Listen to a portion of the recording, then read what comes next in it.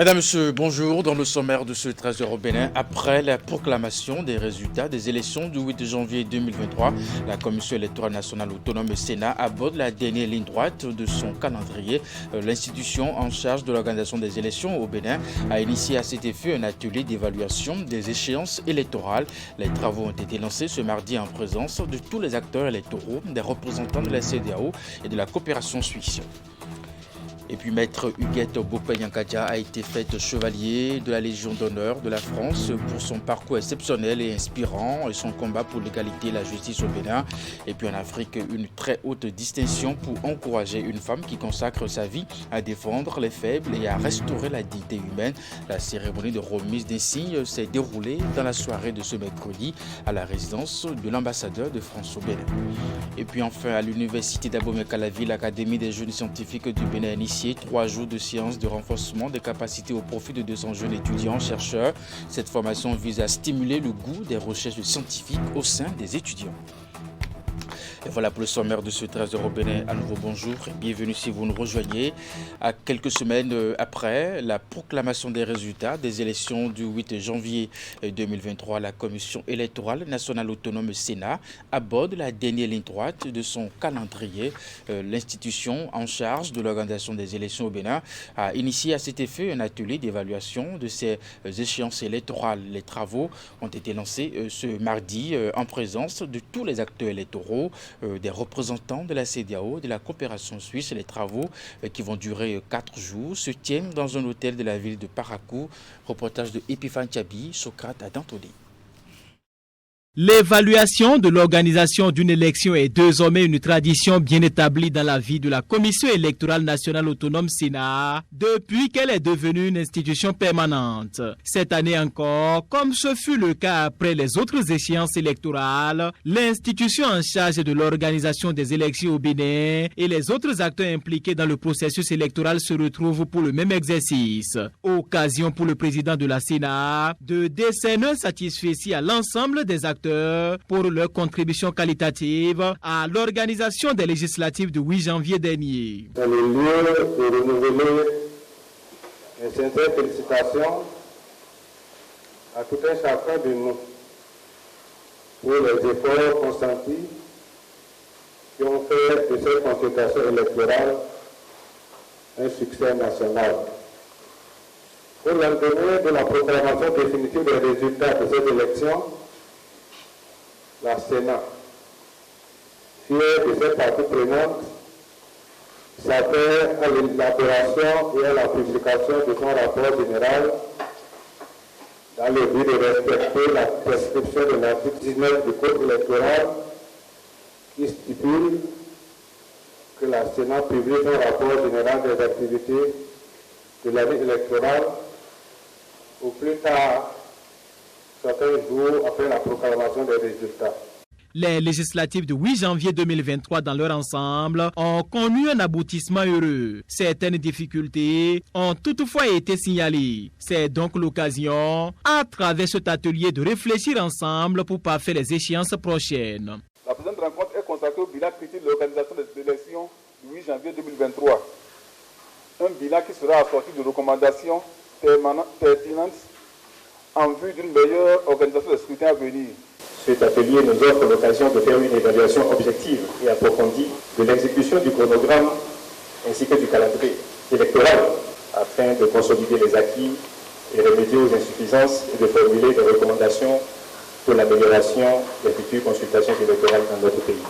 Je ne doute pas que le parterre de commissaires, cadres et experts du processus électoral ressortiront par leur analyse et observation les avancées de notre processus électoral ainsi que les apports et défis qu'il faille relever pour les consultations futures. De ces travaux qui vont durer 4 jours, il est attendu des recommandations susceptibles d'impulser un nouveau dynamisme aux processus électoraux au Bénin. Assemblée générale élective de l'Association pour le développement de la commune de Savalou, l'activité a réuni autour des organisateurs, les membres ordinaires ainsi que ceux des instances dirigeantes du groupement.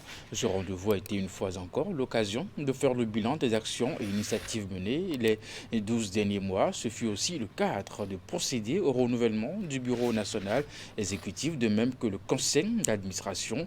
Au terme du processus, Conrad Baguidi a été reconduit pour un nouveau mandat de 3 ans. Imet Elena Moussou, Georges Vaudounon pour le compte rendu. Conformément aux tests qui régissent le groupement, membres ordinaires ainsi que ceux des instances dirigeantes se sont une fois encore retrouvés. Cette assemblée générale de l'Association pour le développement de la commune de Savalou, ADCS, a été l'occasion de faire le bilan des 12 derniers mois d'activité et de définir les perspectives.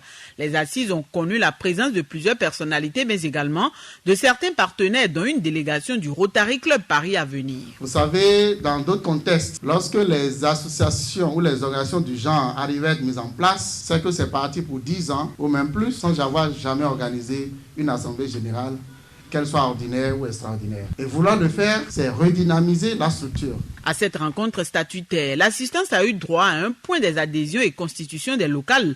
Il a aussi été soumis à l'analyse des participants le rapport moral et celui financier de l'exercice 2022. Des documents, il ressort que de nombreuses actions ont été engagées en vue d'impulser une nouvelle dynamique au développement de la commune dans les domaines de l'hygiène et de l'assainissement, la santé, l'agriculture, de même que l'éducation. Nous avons déjà engagé un volet qui consiste en l'octroi de microcrédits à des femmes pour favoriser leur activité de commerce, d'artisanat ou de service. Cette opération, elle, est déjà engagée depuis quelques mois et se déroule de façon tout à fait satisfaisante. Ça fait près d'une trentaine d'années que nous gestionnons pour mettre des bureaux pour conduire l'association de développement de notre localité. Malheureusement, c'est sans aucun résultat. Aujourd'hui, nous avons une jeune équipe dirigée par Conrad Baguidi qui, pendant le mandat de 3 ans, a fait vraiment œuvre utile.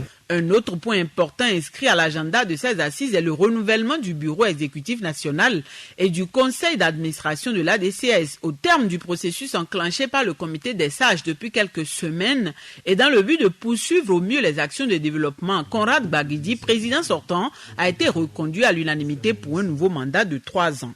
Le développement d'une commune, c'est une tâche qui est très difficile et les enjeux sont énormes. Et ce qu'il y a à faire également reste très important. Nous allons nous réjouir peut-être qu'il y ait encore plus de gens qui nous rejoignent. Le travail qui reste est très important. Il ne nous impressionne pas, mais nous savons qu'il sera considérable et il nous faudra qu'on fasse le nécessaire pour arriver à bout de ces enjeux-là, de cette lourde responsabilité qui nous a confiée. Pour ce mandat 2023-2026, le président et son équipe ont promis d'aller vers les populations pour leur expliquer le format de l'ADCS. Conrad Baguidi s'est aussi engagé à travailler davantage pour la structuration de l'association. Les chantiers entamés lors des 3 dernières années seront renforcés, d'autres seront également ouverts, notamment dans les domaines du tourisme, le travail, la sensibilisation et l'insertion des jeunes, en plus de l'environnement. Les nouveaux diplômés de la faculté des sciences de la santé du Bénin en visite, bien entendu, sur le site de construction du centre hospitalier universitaire de référence d'Abomey-Calavi. C'est une initiative de l'autorité de régulation du secteur de la santé pour montrer à ces nouveaux docteurs en médecine et en pharmacie ce nouveau cadre de travail que le Bénin s'active à mettre à leur disposition. La visite vise également à leur montrer combien il constitue une ressource humaine importante pour le secteur de la santé. Compte rendu de Zaket Latundi, Rachidi Soubirou. Visite guidée du centre hospitalier universitaire de référence d'Abomey-Calavi pour les nouveaux diplômés de la faculté des sciences et de la santé du Bénin. Une sortie de terrain initiée par Dr Lucien Dossouwete, président de l'autorité de régulation du secteur de la santé, au profit de ses jeunes confrères pour leur permettre d'apprécier de visu les différentes réalisations en cours visant à leur offrir de meilleures conditions de travail. Le souci de l'autorité de régulation de la santé, c'était de pouvoir montrer à ces jeunes confrères ce que le pays, le secteur de la santé du Bénin, leur réserve en termes d'espace et de cadre de travail. Les ressources humaines en santé sont des choses très importantes. Et ces jeunes confrères, nous tenons à les avoir avec nous, à cheminer avec eux. on a besoin qu'ils nous accompagnent. On a besoin de les accompagner dans la mission que l'autorité de régulation de la santé a à faire dans le cadre de ce secteur. L'équipe du groupement de construction et de conception est mobilisée pour la cause. Elle a minutieusement choisi l'itinéraire adapté pour la visite du centre qui s'étend sur une superficie de 40 000 mètres carrés. La rue médicale est priorisée, c'est le cœur même de l'exercice médical. On va pouvoir en particulier visiter ici au niveau H3, puisque c'est le bâtiment qui est le plus avancé et qui contient ce qu'on appelle les zones témoins. Et donc vous aurez l'opportunité de voir ce qui sera votre future activité pour ceux qui auront la chance de travailler dans cet hôpital. Et vous verrez les conditions d'hébergement avec 2 chambres, une chambre standard et une chambre dite VIP ou supérieure, qui sont déjà quasiment achevées. Donc vous verrez les lits, vous verrez les têtes de lit, vous aurez le mobilier qui équipe les chambres, et ça vous permettra de vous rendre compte de ce que seront les conditions d'hébergement et donc vos conditions de travail dans le futur. Après ce tour du propriétaire, le sourire est sur toutes les lèvres et les yeux pleins d'espoir pour ce qui est vu et entendu. Les visiteurs ne cachent pas leurs impressions. Il y a d'abord le niveau d'hospitalisation qui nous ont fait savoir dans une salle, il n'y a que 2 malades maximum, on ne peut pas dépasser 2, qui diffère déjà des autres hôpitaux qu'on a eu à faire notre stage où il y a plus de malades et tout en cas de contamination et autres. Même on est quand même rassuré sur ce que l'État est capable de nous offrir pour les soins parce que la plupart des populations c'est quand même le public. Beaucoup n'ont pas les moyens pour aller dans le privé. Donc c'est quand même bien que l'État pense à la population et pense à nous. On peut à nouveau rêver, pouvoir atteindre nos objectifs, pouvoir vivre notre passion chez nous, ici au pays. À la fin de la visite de terrain, direction le Palais des Congrès pour une séance de travail. Objectif, approfondir les réflexions avec l'autorité de régulation du secteur de la santé sur les enjeux du moment et le rôle que chaque acteur impliqué et concerné doit jouer. Je vous l'annonçais en titre, pour son parcours exceptionnel et inspirant et son combat pour l'égalité et bien entendu la justice au Bénin et puis en Afrique, Maître Huguette Bokpe-Nyankadja a été faite chevalier de la Légion d'honneur de la France, une très haute distinction pour encourager une femme qui consacre sa vie à défendre les faibles et à restaurer la dignité humaine. La cérémonie de remise d'insignes s'est déroulée dans la soirée de ce mercredi à la résidence de l'ambassadeur de France au Bénin. Le point avec Idrissou Boukari, Elvis Tonko. Secrétaire exécutive de l'Institut national de la femme, Maître Huguette Bokpe-Nyankadja reçoit ici son insigne de chevalier de la Légion d'honneur. C'est la plus haute décoration honorifique française qui récompense des personnes ayant des mérites éminents dans l'exercice pendant au moins 20 ans d'activité au bénéfice de l'intérêt général et de la nation. Et c'est au nom de la République française que l'ambassadeur de France au Bénin lui décerne cette distinction. Par cette distinction, la France consacre votre éminente carrière, notamment au service des droits des femmes au Bénin et plus largement sur le continent africain et au-delà même. Votre combat pour l'émancipation des femmes, que vous voyez comme une condition indispensable au développement économique et social d'une société, est majeur. Il se traduit par un long, peut-être un trop long cheminement, parcouru également par la France depuis l'adoption le 26 août 1789 de la Déclaration des droits de l'homme au sens large, et du citoyen, et jalonné de plusieurs étapes. À travers cette distinction honorifique, la France salue et célèbre 25 ans de carrière et de parcours exceptionnel d'une femme engagée dans la défense des droits des femmes, des enfants et des personnes brimées. Un combat fondé sur la justice et l'égalité, avec des valeurs comme la tolérance et la dignité humaine. Mais quel mérite avais-je? Je n'en ai d'autre que celui d'avoir eu la grâce divine de comprendre qu'il me fallait aller à ma propre découverte, discerner ma raison d'être, identifier mes véritables dons et talents, À partir de là, j'ai appris à faire confiance à Dieu, à suivre la voie de mon cœur, celle de mon intuition, et à emprunter les chemins que j'avais l'intime conviction que la Providence me proposait. Une chose est sûre, la passion de la défense des marginaux, de la veuve et de l'orphelin a commencé à me dévorer très tôt. La passion de porter assistance aux personnes que l'on brime, celle de défendre ceux qui ont commis l'irréparable de la manière la plus effroyable qui soit, mais qui ont besoin que l'instant d'un procès qui va fixer leur sort, quelqu'un leur donne un visage humain en tentant d'expliquer l'inacceptable. Au fil du temps et de la pratique, cette passion s'est focalisée sur les femmes et sur les enfants. Tant que je n'ai pas consolé, secouru, défendu, apaisé et tenté de concilier ou de réconcilier, je n'ai pas la paix. Depuis septembre 2021, Maître Huguette Bokwe-Nyakadia, honorée par la France, est secrétaire exécutive de l'Institut national de la femme, organe dans lequel elle poursuit son combat pour la promotion d'un droit juste et égalitaire au Bénin, la lutte contre les discriminations de genre et une meilleure inclusion des femmes dans l'espace social et politique.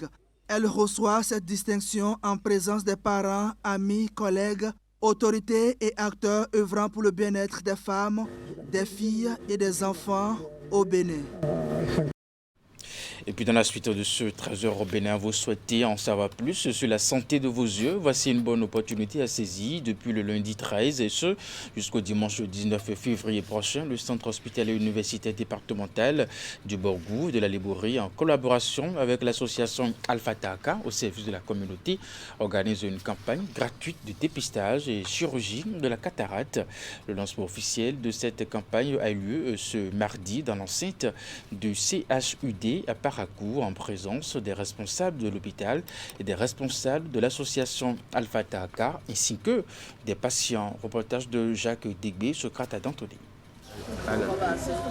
C'est ici, au service d'ophtalmologie du CHUD Borgou à Liborie, que se déroule cette campagne gratuite de dépistage et chirurgie de la cataracte. Un examen complet de l'œil est effectué sur les patients par l'équipe médicale mobilisée pour la circonstance. Nous avons déjà plus d'une cinquantaine de personnes déjà qui attendent. On a dépisté déjà plus de 100 et quelques patients depuis hier. On a encore continué le dépistage ce matin. Donc nous risquons d'être autour de 200 environ personnes qui vont être opérées de la cataracte, surtout première cause de cécité curable comme nous l'avions dit.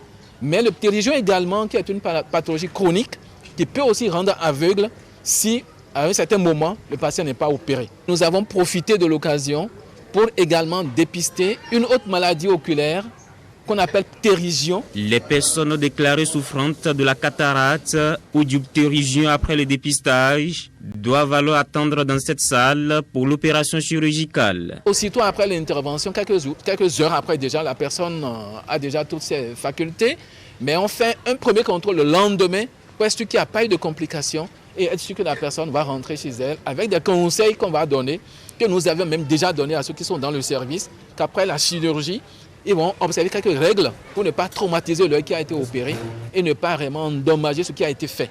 Donc en principe, ça ne se passe pas avec des difficultés et on prescrit un traitement post-opératoire. Du dépistage au traitement post-opératoire en passant par la chirurgie, le patient ne débourse presque aucun copec. Ceci grâce à l'association Alpha Taka au service de la communauté, une ONG coïtienne connue pour ses œuvres sociales. Je pense que l'ONG est en train de nous aider à faire une grande œuvre humanitaire pour pouvoir aider notre population à recouvrer la vue. Donc je voudrais passer donc par ce canal pour les remercier de tout cœur, du fond du cœur, pour cette œuvre humanitaire qu'ils sont en train de soutenir.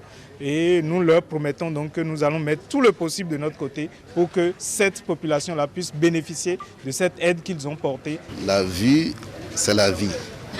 C'est pourquoi l'association Alpha Taka, en collaboration avec le CHUD Borgou à Liborie, œuvre pour améliorer les conditions, la vue des populations afin d'améliorer leur vie. Si le patient ne souffre d'aucune autre pathologie cécissante associée à la cataracte, l'opération de chirurgie lui permet d'obtenir une guérison totale. La campagne se poursuit jusqu'au dimanche 19 février prochain. Un nouveau projet en cours de mise en œuvre pour une gestion efficace des terres dégradées et des paysages forestiers au Bénin, dénommé Projet intégré de restauration et d'amélioration de la valeur des terres et des écosystèmes forestiers dégradés pour une meilleure résilience climatique au Bénin. Le document a été signé au ministère du Cadre de vie et du Développement durable. Ingrid Henri Ganti pour le reportage.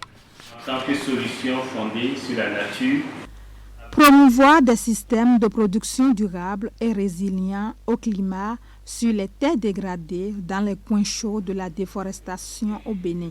Tel est l'objectif du projet intégré de restauration et d'amélioration de la valeur des terres et des écosystèmes forestiers dégradés pour une meilleure résilience climatique au Bénin. Une ambition qui se concrétise ici à travers cette signature d'accord entre le ministre du Cadre de vie et du Développement durable et le représentant résident du Programme des Nations Unies pour le développement. Plusieurs analyses de tendance montrent que le Bénin reste vulnérable aux impacts de la dégradation de l'environnement, y compris la dégradation des terres et le changement climatique, qui se traduisent par la disparition rapide du couvert végétal, l'appauvrissement des terres agricoles, une baisse significative des rendements agricoles, la perte de biodiversité avec la disparition de plusieurs espèces fauniques et floristiques, l'encombrement et rétrécissement des cours d'eau et des zones humides. Ce document constitue donc une réponse nationale de construction de l'avenir dans une approche de ne laisser personne pour compte. Ce projet élaboré par la Direction générale des eaux, forêts et chasses et celle de l'environnement et du climat s'articule autour de 5 objectifs spécifiques. Il s'agit de la facilitation du développement des infrastructures vertes, de la protection et de la préservation des écosystèmes forestiers situés dans les grands bassins de production agricole. Il entend aussi faciliter la mobilisation de financements innovants avec l'implication du secteur privé. Sont également associés à l'élaboration de ce document les partenaires techniques et financiers, à savoir le Programme des Nations Unies pour le développement et le Fonds mondial pour l'environnement.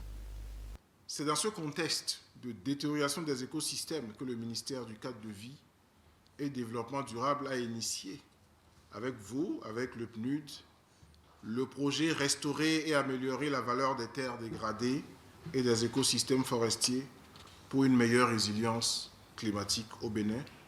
Projet qui permettra de lever une série d'obstacles et de défis au niveau national où les terres dégradées ont été ciblées pour des pratiques de gestion de terres améliorées. Cette signature de document marque la détermination du gouvernement à mettre en place des systèmes et des mécanismes efficaces pour une meilleure gestion des terres dégradées et des paysages forestiers avec l'implication de toutes les parties prenantes. À l'université d'Abomey-Calavi, l'Académie des jeunes scientifiques du Bénin a donc initié 3 jours de séances de renforcement des capacités au profit de 200 jeunes étudiants-chercheurs.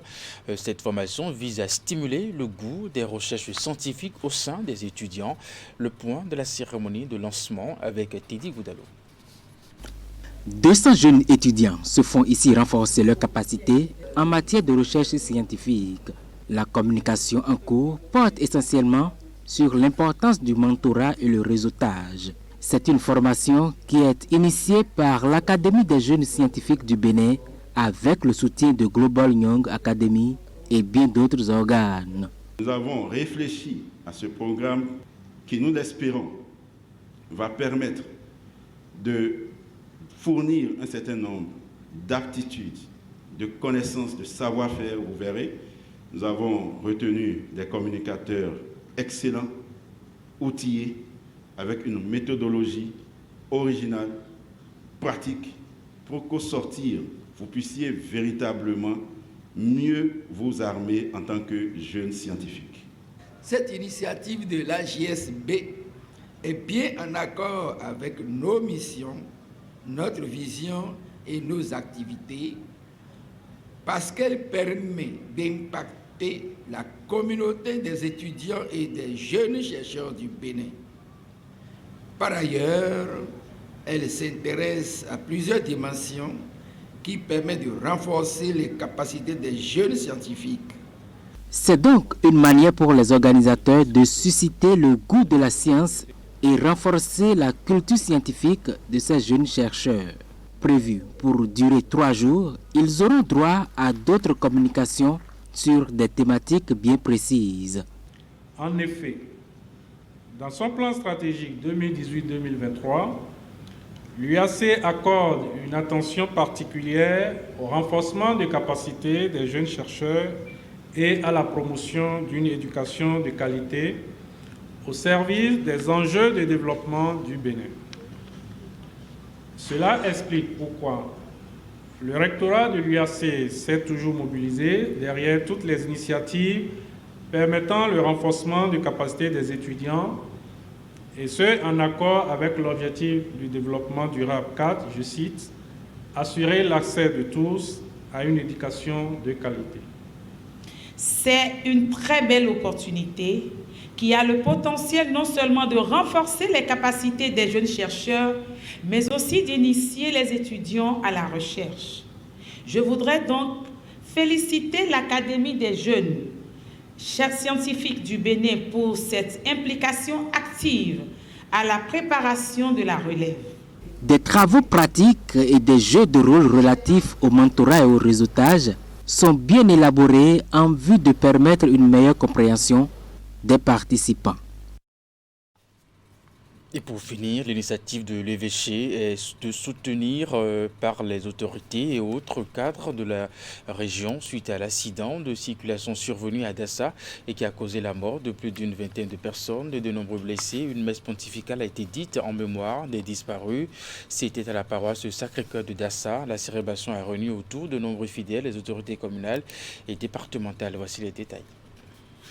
La messe a été dite en mémoire des personnes qui ont vu s'interrompre leur séjour terrestre lors du drame survenu le 29 janvier dernier à Dassa. Présidée par l'évêque Monseigneur François Agnon-Rossou, cette célébration eucharistique a connu la présence de nombreux fidèles, mais aussi de plusieurs autorités. Merci d'être venus jusqu'ici pour prier pour nos frères défunts. Nous vous prions de permettre à l'Église de continuer à célébrer des messes pour nos frères et sœurs qui ont connu la mort dans ce drame ici à Dassa. Lorsque la douleur est si profonde, lorsque la tristesse est si intense, il ne nous reste qu'à prier. Prier pour que Dieu, dans sa miséricorde infinie, accueille nos frères et sœurs qui nous ont quittés physiquement, que Dieu accueille leurs âmes dans la félicité éternelle. À travers chants, prières et louanges, le peuple de Dieu de la paroisse Sacré-Cœur de Dassa et ses invités ont imploré la grâce et la bonté du Tout-Puissant afin qu'il accorde le repos éternel aux âmes des disparus. En plus des défunts, on a aussi eu une pieuse pensée pour les blessés. Depuis la première lecture à l'homélie en passant par l'évangile, le Père célébrant a une fois encore attiré l'attention de l'assistance sur l'importance de la prière, surtout dans les moments difficiles. Nos frères et sœurs ont connu une mort atroce sous le regard impuissant de leur venir en aide pour les sauver du brasier du feu mortel. Les événements en nous, autour de nous dans le monde entier nous interpellent, surtout basculer d'un moment à l'autre. Ce qui ne peut jamais basculer, c'est la foi. C'est l'espérance à la vie éternelle. Et c'est ce que je vous souhaite à tous. Soyons forts et ne déceptions jamais, quel que soit ce qui se passe autour de nous. Soyons forts. Il y a bien des événements douloureux et difficiles à supporter de notre vie qui parfois nous poussent à nous poser la question de savoir si Dieu ne nous avait pas abandonnés, ou plutôt pourquoi permet-il que ceci ou cela nous arrive? Face aux divers questionnements ainsi que les nombreuses difficultés de la vie, le célébrant a invité les uns et les autres à garder la foi et à se souvenir que Dieu est avec nous en toute situation. Après la messe pontificale, tous se sont rendus sur les lieux de l'accident pour se recueillir. Je voudrais simplement dire que aucun événement de ce genre, au nom du Seigneur, ne surviendra plus sur ce territoire, ni dans ce département. Oh, salut Marie, pleine de grâce, le Seigneur est avec vous. Vous êtes bénie entre toutes les femmes, et Jésus, le fruit de vos entrailles, est béni. Sainte Marie, Mère de Dieu, priez pour nous pauvres pécheurs. Madame, Monsieur, c'est la fin de ce Trésor au Bénin. Merci de l'avoir suivi, de votre fidélité également. Retrouvez à 16h votre bulletin d'information, 19h30, la grande édition de la soirée. Jusque-là, portez-vous bien et puis à très bientôt.